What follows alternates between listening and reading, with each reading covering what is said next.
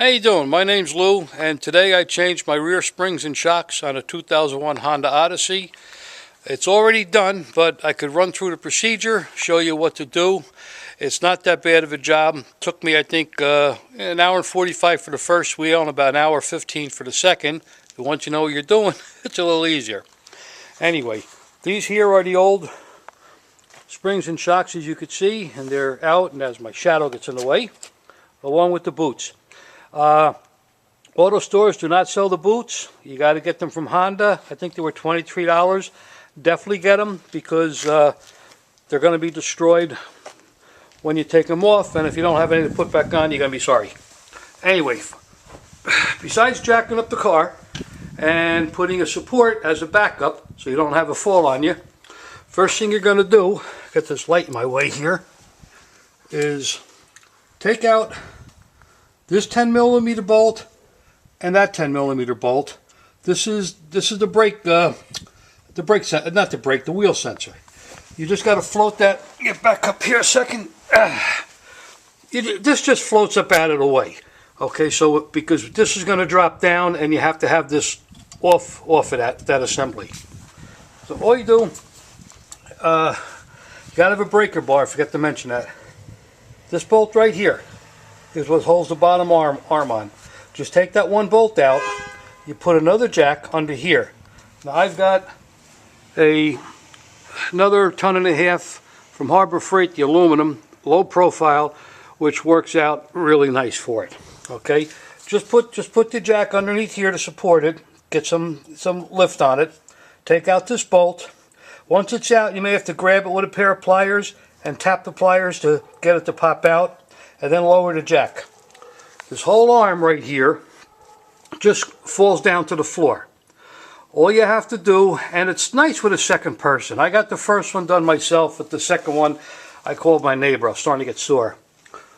Right here, when this drops down, just put your foot on top of this and just push it down to the floor. The spring will just pull right out.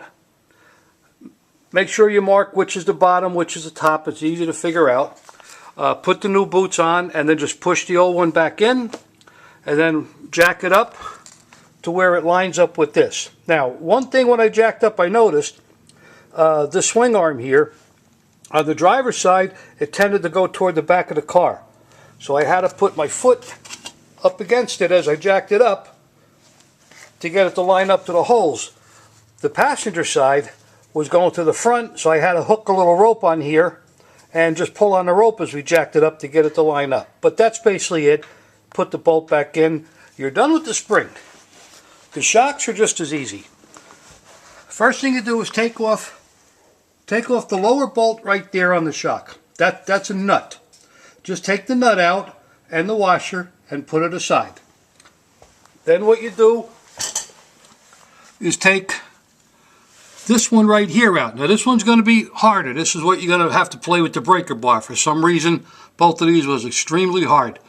Once just before you take it out, take your jack again and put your jack right here against, right here against the bottom of that knuckle, and just put a little push on it, and then this bolt here on top will pull right out. Once it pulls out, this comes down. Because the bottom one is on a bit of an angle, it's weird. Take your hand on this, pull down as best you could, compress it down, and once it's down, you're going to give yourself a little clearance over here. See, there's a little room there. That'll push that way, and then the bottom one, right there, you just grab this and it'll pull right off, and you're done. New one, slide the new one on, put your nut on, grab the other one here, cut the strap. You might have to pull it up a little bit to get it to go in there. It's not going to go quite all the way. That's when you take the jack and you pump it up, and once it goes up, it'll just line up into this hole. Tighten that bolt back in, tighten the bottom one, and then the shock is done. Like I said, real easy to do. I wish I could have taken the video as I was doing it, but I don't have a second person here to hold the camera, and I don't have a tripod. So good luck with yours, and like I said, just make sure you got a breaker bar. That's about the only thing you're going to need that you probably don't have in your shop. All right, have fun. Bye.